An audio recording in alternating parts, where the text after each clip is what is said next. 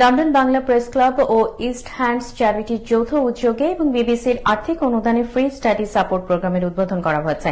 গত 16 মে শুরু হওয়া এই স্টাডি সাপোর্ট প্রোগ্রাম চলবে টানা 26 সপ্তাহ। এতে ক্লাব সদস্যদের সন্তান সহ টাওয়ার হ্যামলেটসের স্কুল পড়ুয়া শিশুরা অংশগ্রহণ করতে পারবে। কোর্সের উদ্বোধন উপলক্ষে শুক্রবার বিকেলে প্রেস ক্লাব কার্যালয়ে এক অনুষ্ঠানের আয়োজন করা হয়। ক্লাব সভাপতি মোহাম্মদ জুবায়েরের সভাপতিত্বে ও জেনারেল সেক্রেটারি তাইসির মাহমুদের সঞ্চালনায় অনুষ্ঠানে কোর্স সম্পর্কে বিস্তারিত তুলে ধরেন ইস্ট হ্যান্ডস চ্যারিটির chairman Nababuddin.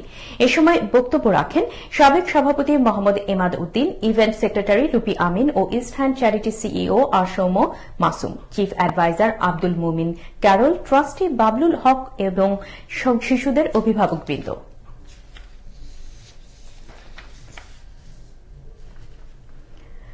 Tower Hamlets, Newham, Barking and Dagenham এবং সিটি অব লন্ডন সহ বিভিন্ন বারার মেয়র, কাউন্সিল